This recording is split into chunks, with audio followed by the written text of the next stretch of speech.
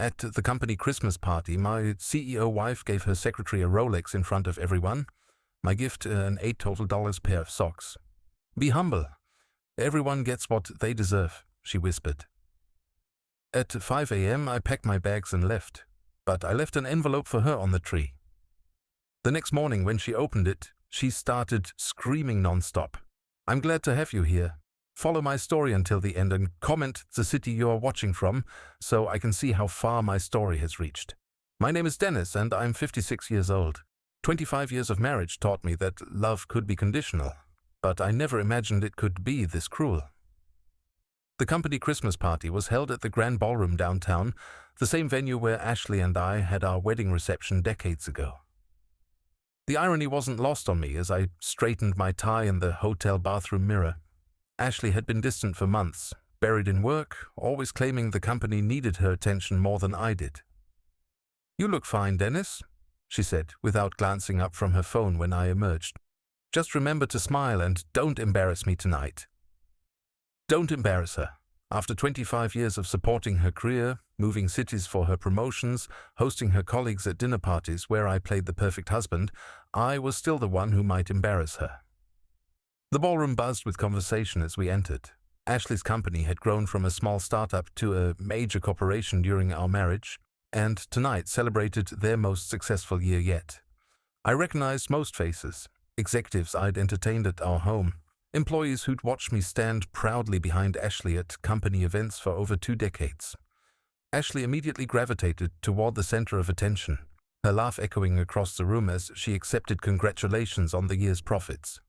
I found myself at the bar nursing a whiskey and watching her work the crowd with practiced ease. Dennis, called out Margaret from accounting. How are you holding up with Ashley working such long hours? I forced a smile. You know how it is. Success demands sacrifice. Margaret's expression softened with something that looked like pity. Yes, well, she's lucky to have such a supportive husband. Lucky. I wondered if Ashley felt lucky at all. The gift exchange began around 9 o'clock. Ashley had insisted we participate this year, though she'd been too busy to shop. I'd picked up generic gift cards for her to distribute, thinking nothing of it. But as I watched her reach under the tree, she pulled out an elegant navy blue box I'd never seen before. Marcus, she called out, her voice suddenly warm and personal. Come here. Marcus Chen, her assistant for the past 3 years, approached with that confident stride I'd grown to recognize. He was 32, ambitious, and had somehow become indispensable to Ashley's daily operations. More indispensable than her husband, apparently. I wanted to give you this personally, Ashley said, her fingers lingering on the box as she handed it to him. You've worked so incredibly hard this year. The room quieted as Marcus opened the box. Inside sat a gleaming Rolex Submariner, the kind that cost $15,000 minimum. The kind I'd mentioned wanting for my 50th birthday 6 years ago. Gasps rippled through the crowd. Margaret clutched my arm. Dennis, did you know about this? I didn't answer because my throat had closed. Ashley never spent that kind of money without consulting me. Never. We'd had arguments about spending $300 on new tires for my car. Marcus's face lit up as he lifted the watch from its velvet bed. Ashley, this is incredible. Thank you so much. She beamed at him with a radiance I hadn't seen directed at me in years. You deserve recognition, Marcus. Hard work should be rewarded. The crowd applauded. Someone whistled. I stood frozen, watching my wife gift a watch worth more than some people's monthly salary to her assistant, while I wore the same Timex I'd bought myself 10 years ago. But Ashley wasn't finished. Dennis, she called out, her voice cutting across the applause. Your turn. She reached under the tree again, pulling out a small, poorly wrapped package. No elegant box, no ceremony. She walked over and placed it in my hands without fanfare. I opened it slowly, aware that every eye in the room was watching. Inside was a pair of black dress socks, the kind you buy at the drugstore. The price tag was still attached, $8.99. The silence that followed felt like death. Be humble, Ashley whispered, leaning close to my ear so only I could hear. Everyone gets what they deserve. Those words hit me like a physical blow. 25 years of marriage, of support, of putting her career first, and I deserved $8 socks while Marcus deserved $15,000. I looked around the room at faces that couldn't quite meet my eyes. Margaret had gone pale. Even Marcus looked uncomfortable, suddenly studying his expensive gift with less enthusiasm. "Thank you," I managed to say, my voice somehow steady. "Very thoughtful." Ashley smiled, that bright, empty smile she used at board meetings. "I thought you'd appreciate something practical." The party continued around us, but something fundamental had shifted. Conversations resumed, but they carried an undercurrent of discomfort. I'd been publicly humiliated by my own wife, and everyone had witnessed it. I excused myself to the bathroom, where I stared at my reflection in the harsh fluorescent lighting. 56 years old, graying at the temples, wearing a suit I'd owned for 5 years because Ashley said we needed to watch expenses. Meanwhile, her assistant wore a watch worth more than my car. When I returned to the ballroom, Ashley was laughing with Marcus near the windows, their heads bent close together in intimate conversation. She touched his arm as she spoke, a gesture both casual and familiar. Too familiar. The pieces began falling into place with sickening clarity. The late nights at the office, the business trips where she couldn't be reached, the way she'd grown cold and distant over the past year, the way she looked at Marcus tonight like he was precious. I'd been replaced, and tonight was her way of making it official. The drive home was silent except for the hum of tires on asphalt. Ashley stared out her window, seemingly lost in thought, probably thinking about Marcus and his grateful smile when he'd opened that Rolex box. "Beautiful party," I said finally. "Yes, it went well," she replied without looking at me. "The quarterly projections look even better than we hoped." Always business with Ashley. Even our conversations had become quarterly reports. Marcus seemed pleased with his gift. Now she looked at me, her expression unreadable in the dashboard light. "He's earned it. He's been instrumental in our success this year." Our success. As if I hadn't spent 25 years supporting her journey, sacrificing my own ambitions so she could climb every rung of the corporate ladder. We pulled into our driveway at 11:30. The house we'd bought 15 years ago suddenly felt like a mausoleum filled with the echoes of a marriage that had died without me noticing. Ashley went straight to her home office, citing emails that couldn't wait until Monday. I sat in our living room, still holding the package of $8 socks, staring at our Christmas tree with its twinkling lights and perfectly arranged ornaments. 25 years? 25 years of believing that love meant sacrifice, that supporting your spouse's dreams was noble, that being humble and patient would be rewarded with gratitude and respect. Instead, I'd become invisible, a fixture in Ashley's life, as unremarkable and replaceable as furniture. But as I sat there in the quiet house, something inside me began to shift. The humiliation was transforming into something else, something clearer, something dangerous. I looked at those socks one more time, then set them aside. Tomorrow things would change. Tonight was the last night Dennis the doormat would exist. I didn't sleep that night. I lay in bed next to Ashley, listening to her steady breathing while my mind raced through 25 years of memories, searching for signs I'd missed. How long had I been the fool in this equation? At 3 a.m, Ashley's phone buzzed on her nightstand. She'd fallen asleep with it face down, which was unusual. Ashley always kept her phone face up in case of work emergencies. I watched as she stirred slightly, but didn't wake. The phone buzzed again. Then again. Curiosity won over respect for privacy. After 25 years of marriage, I figured I'd earned the right to check who was texting my wife at 3 a.m. I carefully reached over and turned the phone face up. The messages were from Marcus. "Still thinking about tonight. You were incredible. That gift meant everything to me, almost as much as you do. I can't wait until you leave him." My blood turned to ice. I set the phone down with trembling hands, my heart hammering against my ribs. Leave him.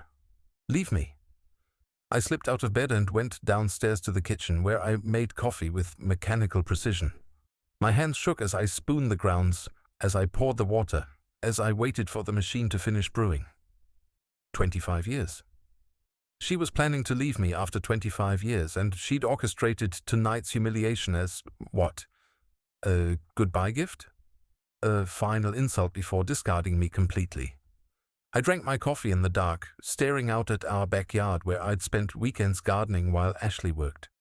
The roses I'd planted for our 10th anniversary were dormant now, waiting for spring. Would I be here to see them bloom again? By 4:30, I'd made my decision.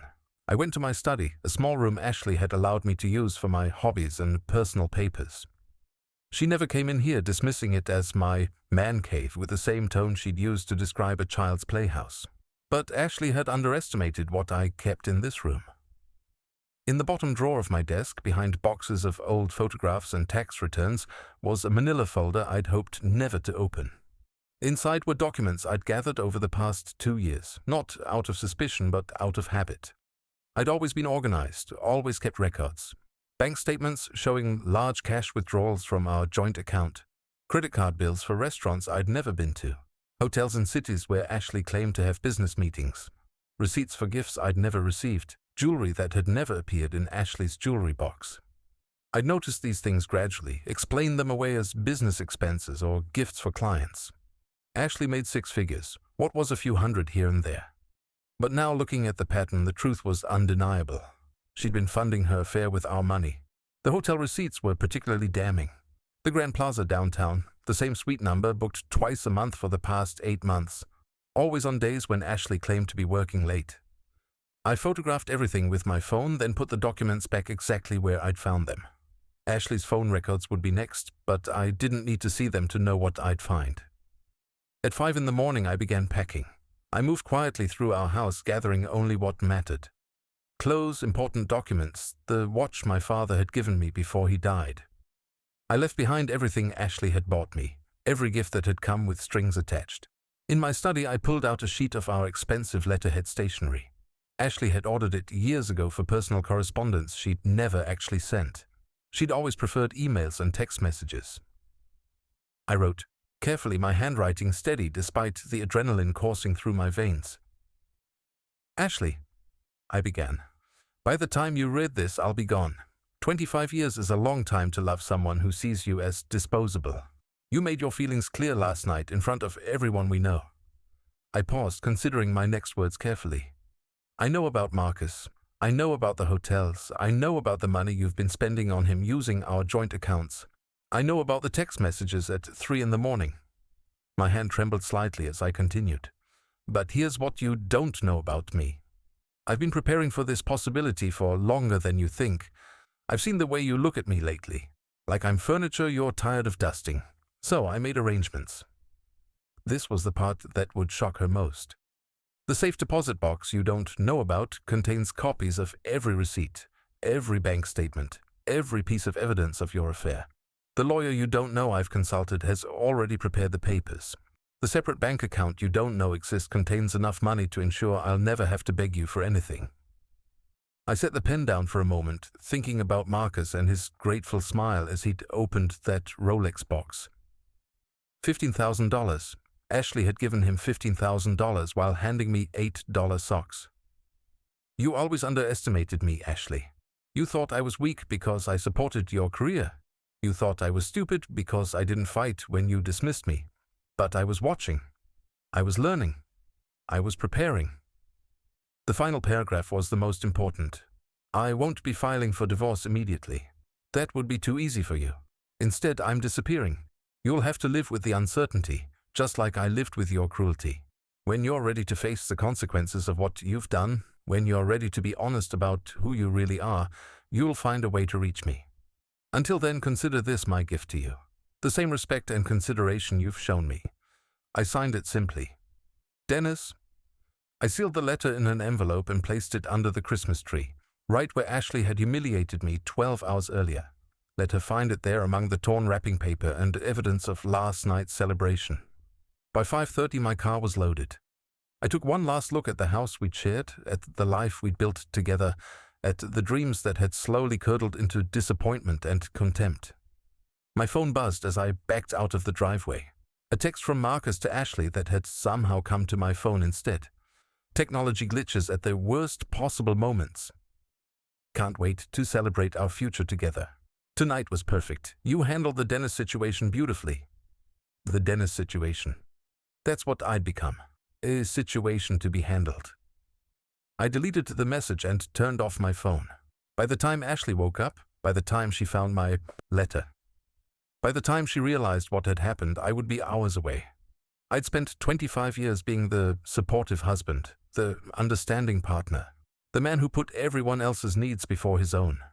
That man had died last night in a ballroom, clutching a package of $8 socks while watching his wife shower another man with expensive gifts and intimate touches. The man driving away in the pre-dawn darkness was someone different, someone who'd finally learned that respect is never given freely to those who don't demand it. Ashley wanted me gone. Fine. But she discovered that getting rid of me would cost her more than she'd bargained for. As I drove towards the highway, I allowed myself one small smile. She'd spent months planning how to discard me, but I'd spent years preparing for the possibility that our marriage might end.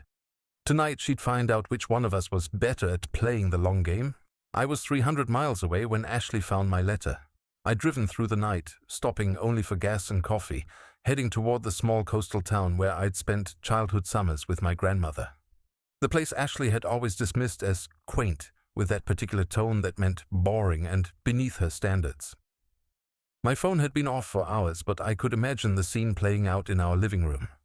Ashley waking up to find my side of the bed empty, calling my name through the house, discovering my clothes gone from the closet, my toiletries missing from the bathroom, and then finding the envelope under our Christmas tree, propped against the base where she'd placed my humiliating gift the night before. I was having breakfast at a roadside diner when I finally turned my phone back on. 47 missed calls, 63 text messages. The voicemails started immediately. The first one was confusion. "Dennis, where are you? Your car is gone? Call me back immediately." The second was irritation. "This is ridiculous. Whatever game you're playing, stop it. I have a board meeting this morning." The third was panic. "Dennis, please, I found your letter. We need to talk. This is all a misunderstanding." I deleted them without listening to the rest. Let her panic. Let her wonder. Let her feel what uncertainty tastes like for once. But it was the text messages that told the real story of Ashley's morning. 8:15. "Dennis, come home now." 8:30. "I don't know what you think you know, but you're wrong." 8:45. "You can't just disappear. We have responsibilities." 9:07. "Marcus says you're being irrational. Men your age go through phases." That last one made me laugh out loud, earning a concerned look from the waitress refilling my coffee. Marcus was offering psychological analysis now? The man who'd been screwing my wife for months was diagnosing my mental health? But it was the 9:30 message that revealed how thoroughly I'd shaken Ashley's world. "Dennis, I called the bank. What do you mean you have a separate account? When did you open it? How much money are we talking about?" We. Even now, even after everything, Ashley assumed my money belonged to both of us. The entitlement was breathtaking. The truth was, I'd been preparing for this day for 3 years. It started innocently enough. Ashley had made a comment about how I should contribute more to our household income, despite the fact that I'd been managing our investments and handling our financial planning for 2 decades. She'd suggested I get a real job instead of freelancing from home. That night, I'd opened my laptop and started researching. Not job opportunities, investment strategies. I'd always been good with numbers, good with research. While Ashley climbed the corporate ladder, I'd quietly taught myself about day trading, cryptocurrency, real estate investment trusts. Small amounts at first, money from my freelance work that Ashley never bothered to track. $500 became $1,000.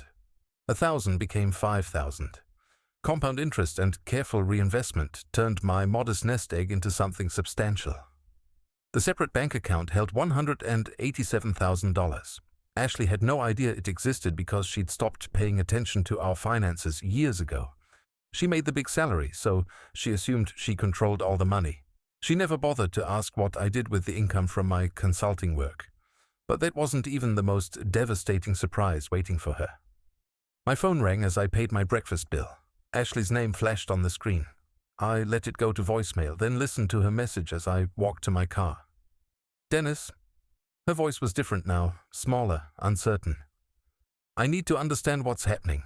You mentioned a lawyer. What lawyer? What papers? Please, we need to talk about this like adults. Like adults. As if I were the child in this relationship.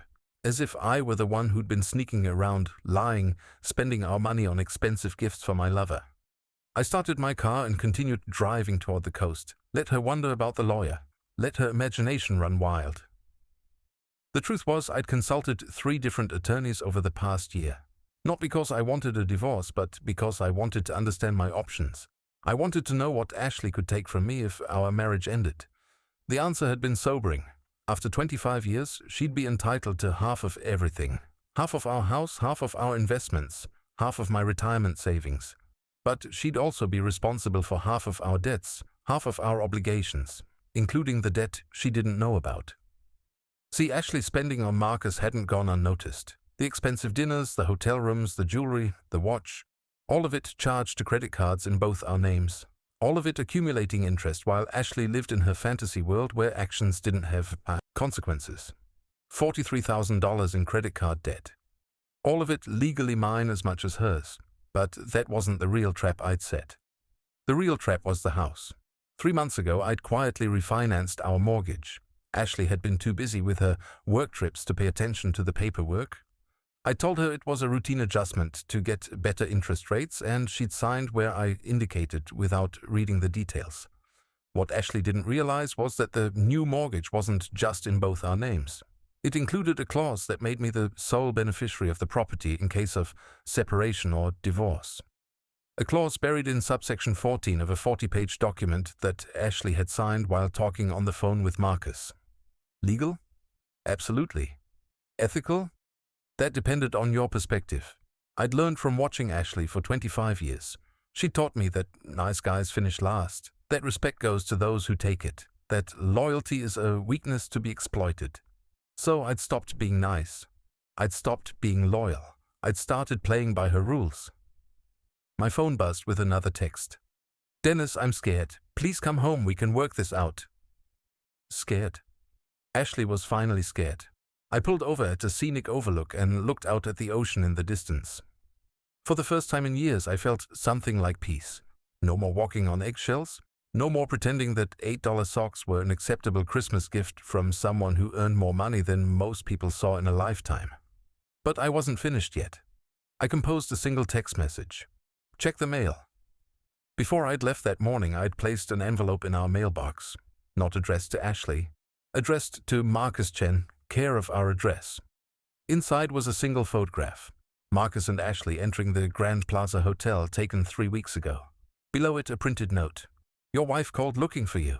Thought you should know where you really were that Tuesday night. You said you were working late." Marcus was married. Had been for 8 years. Ashley knew this, of course. She'd met his wife Rebecca at company functions, had smiled and made small talk while planning to destroy their marriage. But Rebecca didn't know about Ashley. Yet. The photograph would arrive at our house within hours. Ashley would have to decide whether to give it to Marcus, hide it, or throw it away. Any choice she made would reveal something about her character. More importantly, it would reveal to Marcus that their affair wasn't as secret as they'd believed. I got back in my car and continued toward my grandmother's old cottage. The place I'd inherited 5 years ago but never told Ashley about. The place where I'd been quietly making repairs and improvements, preparing for a future I'd hoped would never come. My phone rang again. This time it was a number I didn't recognize. "Mr. Patterson?" The voice was professional, efficient.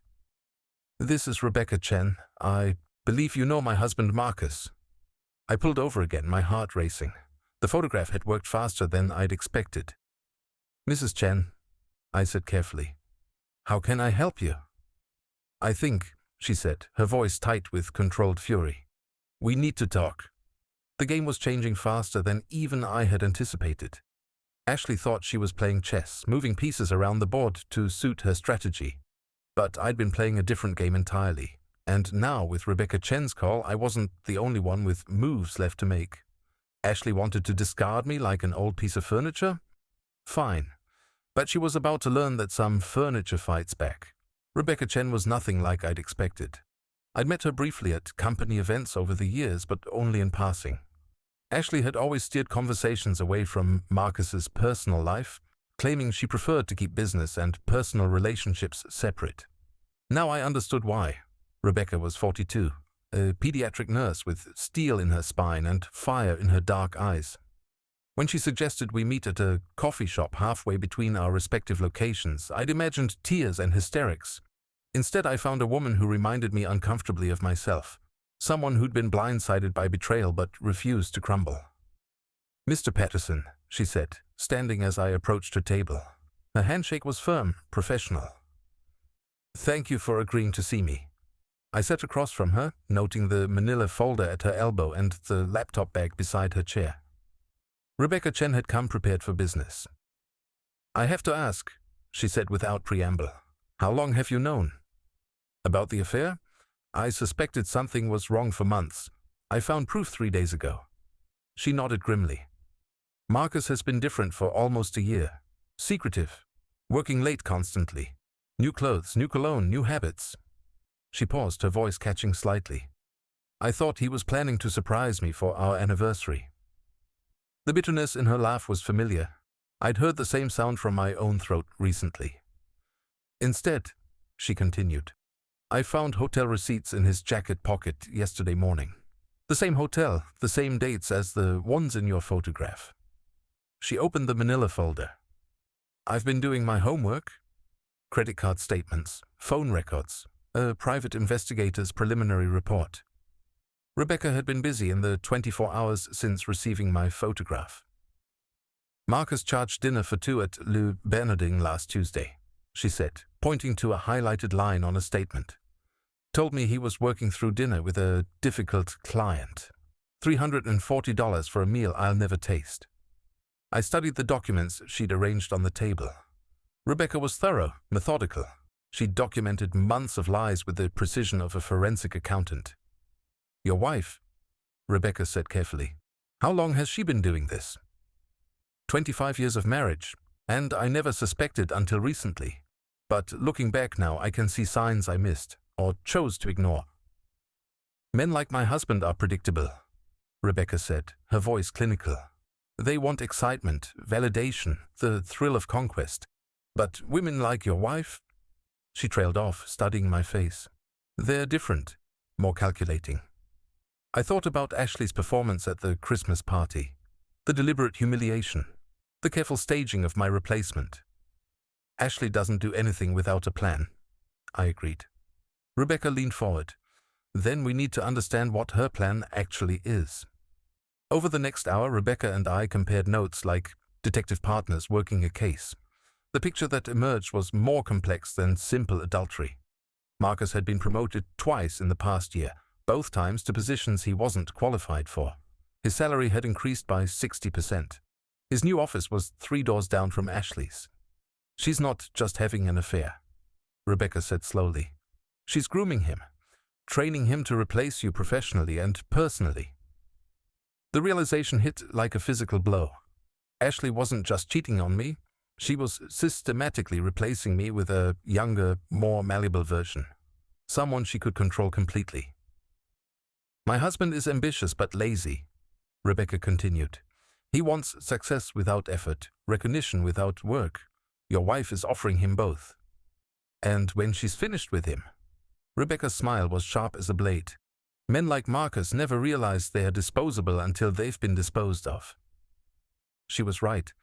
Ashley had manipulated me for years, slowly eroding my confidence and independence. Now she was doing the same thing to Marcus, just in reverse. Instead of diminishing him, she was inflating his ego, making him dependent on her approval and advancement. But Ashley had made a crucial error. She'd underestimated both Rebecca and me. "What do you propose we do about it?" I asked. Rebecca closed the folder and pulled out a legal document I recognized. "Divorce papers," she said simply. "Filed this morning. Marcus will be served at your wife's office tomorrow." I stared at her. "That's going to create quite a scene." "That's the point." Rebecca's expression was serene, almost peaceful.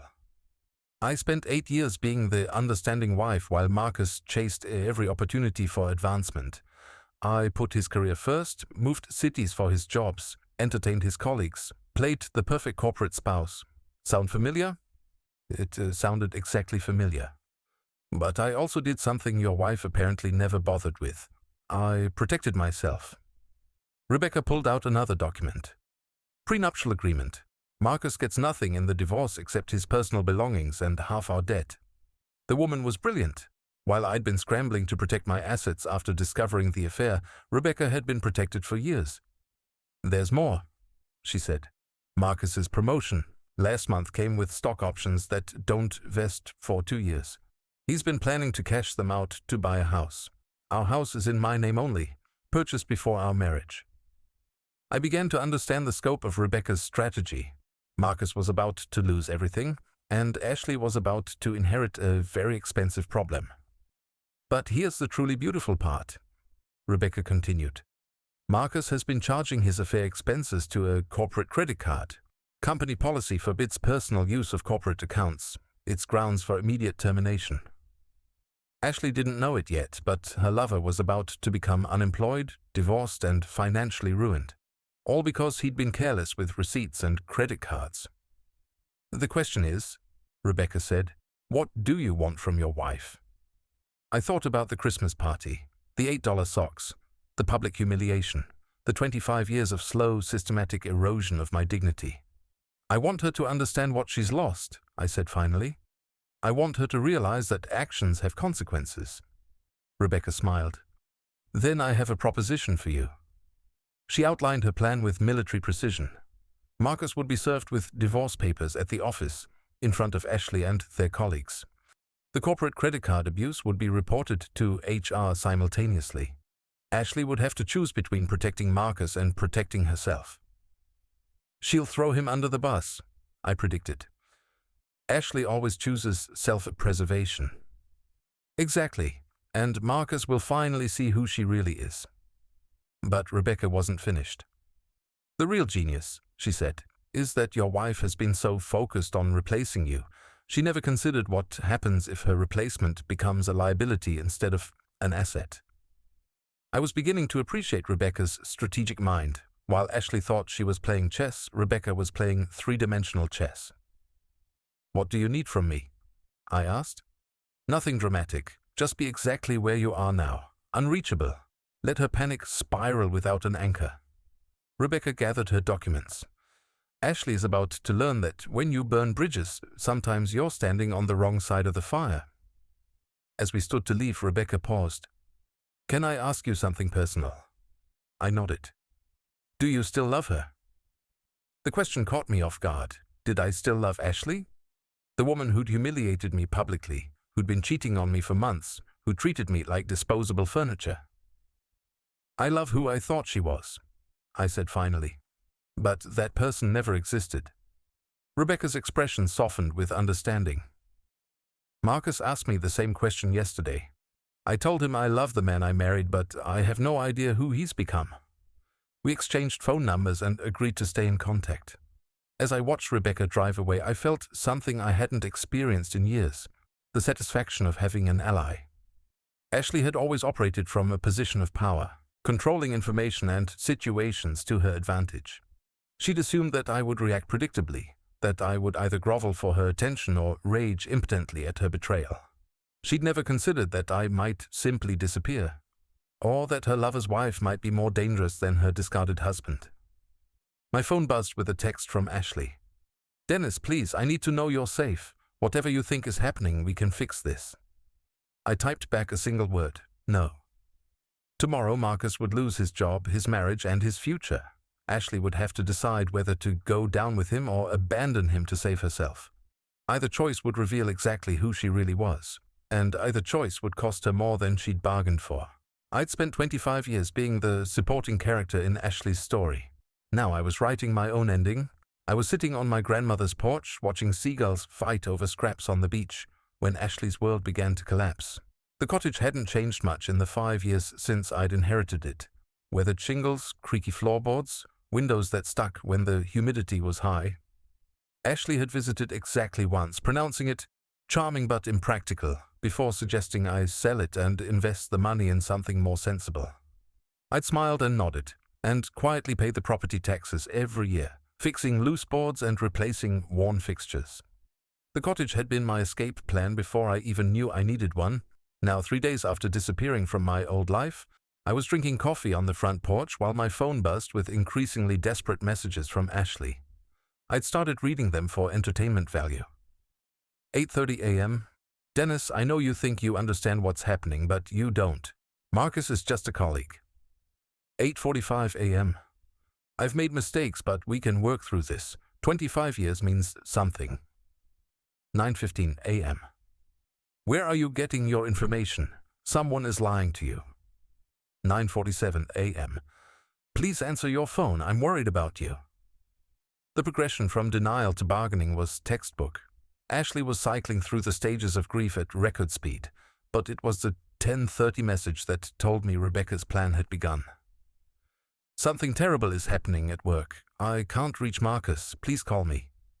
I checked my watch. Rebecca had estimated the process server would arrive at Ashley's office around 10:15. Right on schedule. My phone rang 15 minutes later, Rebecca's number. It's done, she said without preamble. Marcus was served in the conference room during the weekly staff meeting.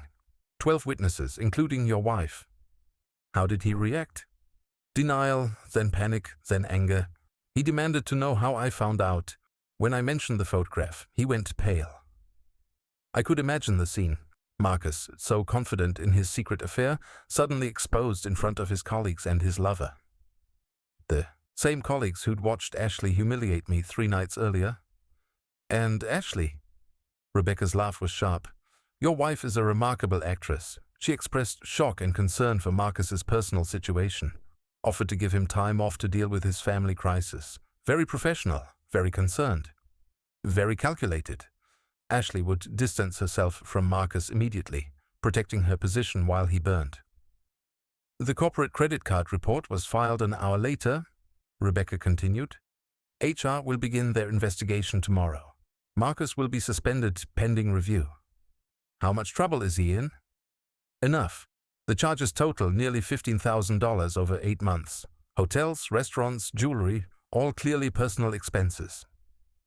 $15,000. The same amount Ashley had spent on Marcus's Christmas watch.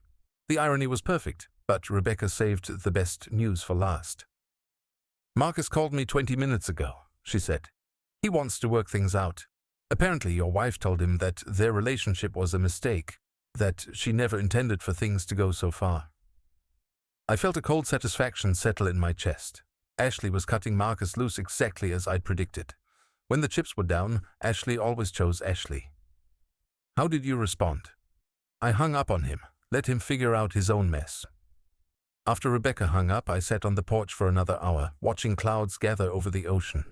My phone continued buzzing with messages from Ashley, each one more frantic than the last. 11:15. Marcus has been served with divorce papers. Did you know about this? Did you contact his wife? 11:30. Dennis, you don't understand what you've done. This is going to destroy everything. 12:05. I know you're angry, but this vindictive behavior isn't like you. Vindictive. Ashley was finally beginning to understand that the man she'd married had changed. But the message that arrived at 12:45 told me something had shifted fundamentally. I need you to come home. Now. We have a serious problem. Not, please come home. Not, I miss you. A demand. Ashley was reverting to the tone she used when she expected immediate obedience. I typed back, what kind of problem? Her response was immediate. The kind that could destroy both our lives if we don't handle it together. Interesting. Ashley needed me now. Something had happened that even her considerable skill at damage control couldn't fix alone. I waited another hour before calling her back. Let her panic. Let her feel what helplessness tastes like. Dennis. Her voice was tight with stress. Where are you? Safe. What's the serious problem you mentioned? A long pause, then, Marcus is threatening to expose our relationship unless I help him save his job. Blackmail. Marcus was trying to blackmail Ashley. And if he talks, it won't just be my reputation that suffers. The board will investigate my judgment, my decision-making. They'll question every promotion I gave him, every project I assigned him to.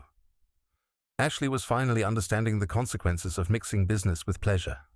Marcus hadn't just been her lover, he'd been her employee. The power dynamic made their affair a liability for the entire company. That sounds like your problem, I said calmly. No, Dennis, it's our problem. If I lose my position, we lose everything. The house, our investments, our lifestyle, everything we've built together. Everything we've built. As if I'd been an equal partner in building Ashley's career instead of the supporting actor who'd sacrificed his own ambitions for hers. We? I repeated. Ashley, you made it very clear at the Christmas party that there is no we. You gave me $8 socks and your boyfriend a $15,000 watch. You whispered that everyone gets what they deserve. Remember? Silence. Then in a smaller voice. I was angry that night, stressed about work. I said things I didn't mean. You meant every word, and now you're dealing with the consequences. Dennis, please, I know I hurt you. I know I made terrible choices. But we can fix this if we work together. I almost laughed. Ashley was still trying to manipulate me, still assuming I would rescue her from the mess she'd created. How exactly do you propose we fix this? Come home. Help me manage Marcus. Together we can contain the damage. You want me to help you save the man you've been cheating with? I want you to help me save our marriage. Our marriage? The marriage she'd been planning to end so she could be with Marcus. The marriage she'd publicly humiliated with $8 socks and whispered insults. Ashley, I said slowly, our marriage ended the moment you decided Marcus deserved more respect than I did. No, she said, desperation creeping into her voice. No, it doesn't have to end like this. I made mistakes, but I love you. I've always loved you. Always loved me, while charging romantic dinners with another man to our joint credit cards, while booking hotel rooms for afternoon trysts, while planning to leave me for her assistant. If you loved me, I said, you would have loved me enough not to betray me. Dennis, you don't understand. With Marcus, it was just, it was excitement. It wasn't real. You're my husband. You're my life. I was her life when she needed rescuing. I was disposable when she wanted excitement. Where's Marcus now?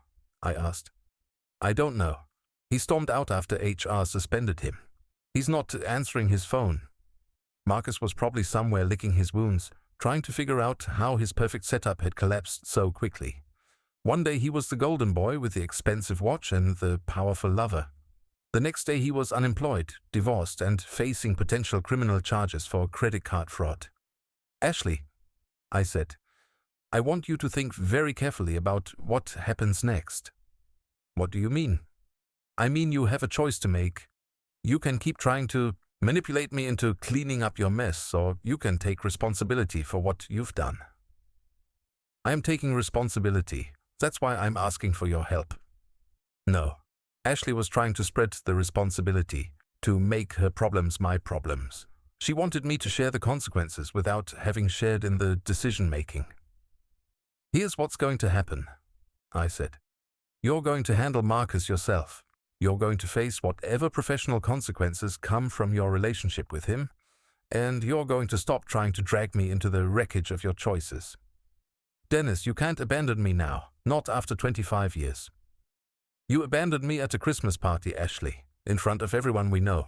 You abandoned me every time you chose Marcus over me.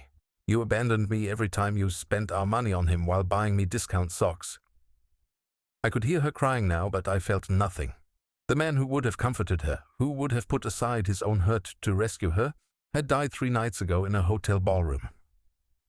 I'm going to hang up now, I said. And I'm going to turn off my phone for the rest of the day. Use that time to figure out who you really are and what you really want. Because the woman I married wouldn't have done any of this. Dennis, wait. I hung up and immediately powered down my phone. The afternoon was peaceful without the constant buzzing of messages and calls. I walked along the beach, collected shells, made myself a simple dinner from the groceries I'd bought that morning. For the first time in years, I wasn't worried about Ashley's schedule, Ashley's needs, Ashley's crises. I wasn't planning my day around supporting someone else's ambitions. I was free, but freedom, I was learning, came with a price, and Ashley was about to discover that some prices are higher than others. 6 months later, I was painting the cottage's front porch when a familiar car pulled into my driveway. Ashley stepped out of her Mercedes, looking smaller somehow than I remembered. Her usually perfect hair was pulled back in a simple ponytail, and she wore jeans and a sweater instead of her typical power suit. She looked tired, older, but there was something different in her posture. Something that might have been humility. "Hello, Dennis," she said, standing at the bottom of the porch steps like she wasn't sure she was welcome. I set down my paintbrush and wiped my hands on an old rag. "Ashley, how did you find me?" "Your lawyer. He said you might be willing to talk." "My lawyer." I'd finally filed for divorce 2 months ago, not out of anger but out of acceptance. Some things couldn't be repaired, only ended cleanly. "What do you want to talk about?" She glanced around at the cottage, the fresh paint, the garden I'd started along the front walkway. "You've made this place beautiful. It's home now." Ashley nodded slowly. "May I sit?" I gestured to the porch swing my grandmother had loved. Ashley sat, carefully, her hands folded in her lap. "I wanted to tell you what happened," she said. "After you left." I continued painting, not looking at her directly. "If this is about the divorce settlement, my lawyer can handle that. It's not about money." Her voice was quiet, almost subdued. "It's about what I learned about myself." I glanced at her sideways. This was a different Ashley than the woman who'd humiliated me at the Christmas party. This woman seemed almost, broken. "Marcus was fired a week after you left," she said. "The credit card investigation found evidence of fraud. He was arrested, charged with embezzlement." I kept painting. I'd heard about Marcus's legal troubles through Rebecca, who'd kept me updated on the aftermath of our plan. "He tried to implicate me," Ashley continued. "Claimed I authorized his expenses, that I encouraged him to use the corporate card. He said I promised to protect him." "And did you?" Ashley was quiet for so long I thought she wouldn't answer. Finally, "No. I threw him under the bus completely. I told HR I had no knowledge of his personal use of company funds. I presented myself as another victim of his deception." I turned to look at her fully. "Was that the truth?" "No." The word came out as barely a whisper. "I knew about every charge. I even suggested some of them. But when he became a liability, I protected myself." At least Ashley was being honest now. "The board launched a full investigation," she continued. "They questioned every decision I'd made regarding Marcus, every promotion, every assignment. My judgment was deemed compromised by personal involvement. And I was asked to resign. They offered me a severance package in exchange for signing a non-disclosure agreement." I stopped painting entirely. Ashley had lost her job, the career she'd built over 20 years, the position that had been more important to her than our marriage, was gone. "I'm sorry," I said, and surprised myself by meaning it. Ashley looked up at me, her eyes bright with unshed tears. "Are you? Really?" I considered the question seriously. Was I sorry that Ashley had lost everything? 6 months ago I might have felt vindicated. Now I just felt sad. "I'm sorry that it came to this," I said finally. "I'm sorry that we couldn't find a way to fix what was broken before it destroyed everything. I'm the one who destroyed it." Her voice was steady but heavy with regret. "I'm the one who chose excitement over loyalty. I'm the one who traded 25 years of marriage for a few months of feeling young and desired." I sat down on the porch steps, facing her. "Why, Ashley? Why wasn't what we had enough?" She was quiet for a long time, staring out at the ocean. "Because I stopped seeing you," she said eventually. "Not literally, but I stopped seeing you as a person. You became part of the furniture of my life. Reliable, comfortable, always there when I needed you." "And Marcus?" "Marcus made me feel powerful. He needed me, depended on me, looked at me like I was the most important person in his world." She laughed bitterly. "Of course he was looking at my position and my salary, not at me." "Did you love him?" Ashley shook her head. "I loved how he made me feel about myself. I loved being desired, being pursued. I loved having someone who hung on my every word." She paused. "I confused being wanted with being loved." We sat in silence for a while, listening to the sound of waves against the shore. "I lost everything," Ashley said finally. My job, my reputation, my marriage. The house is in foreclosure because I can't make the mortgage payments without my salary. I'm 48 years old and I have to start over completely. I thought about pointing out that she wouldn't be in this situation if she hadn't spent our money on her affair, if she hadn't humiliated me publicly, if she hadn't chosen Marcus over our marriage. But what was the point? Ashley was living with the consequences of her choices. "What will you do now?" I asked. "I don't know. Look for another job, I suppose, though my reputation in the industry is complicated." She looked at me. "What about you? Are you happy here?" I glanced around at the cottage and the garden, the peaceful life I'd built. "Yes, I am. I'm glad." She seemed to mean it. "You deserve to be happy." Ashley stood up, smoothing her jeans. "There's one more thing I need to say." I waited. "The Christmas party. What I did to you that night, the socks, the public humiliation. It was cruel. It was the worst thing I've ever done to another human being." Her voice broke slightly. "I was trying to push you away because I was too cowardly to just ask for a divorce. I thought if I made you angry enough, you'd leave me and I wouldn't have to be the bad guy." "But I didn't leave angry," I said. "I left disappointed." "I know. And that's so much worse, isn't it?" We looked at each other across the space of 6 months and 25 years of marriage. "I won't contest the divorce," Ashley said. "Whatever you want in terms of settlement, I won't fight it." "I don't want anything from you, Ashley. I just want to be free." She nodded, tears finally spilling over. "You are free. You've been free since the moment you walked out of our house." After she left, I sat on the porch for a long time, watching the sun set over the ocean. I thought about the man I'd been 6 months ago, clutching $8 socks while watching his wife celebrate another man. That man felt like a stranger now. 3 weeks later, Rebecca called to tell me that Marcus had been sentenced to 18 months in prison for embezzlement. His wife had remarried and moved across the country with their children. Marcus would have nothing waiting for him when he got out. "Do you feel vindicated?" Rebecca asked.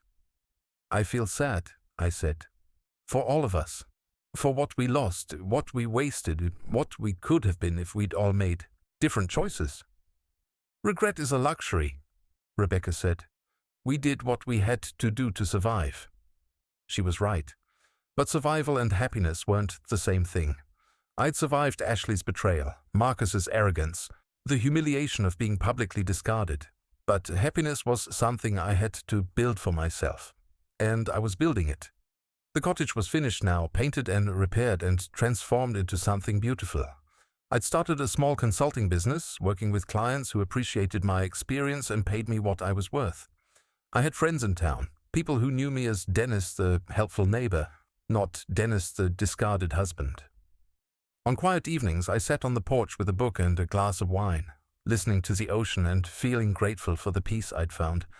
Sometimes I thought about Ashley, wondering if she'd managed to rebuild her life, hoping she'd learned something from the wreckage of our marriage. But mostly I thought about the future, about possibilities I'd never considered when I was playing the supporting role in someone else's story. I was 56 years old, and for the first time in decades, my life belonged entirely to me. The man who'd been humiliated with $8 socks was gone. The man who'd accepted disrespect and betrayal for the sake of keeping peace was gone. In their place was someone new, someone who understood his own worth, who demanded respect, who chose dignity over convenience. Someone who'd learned that sometimes the best thing you can do for yourself is walk away and never look back.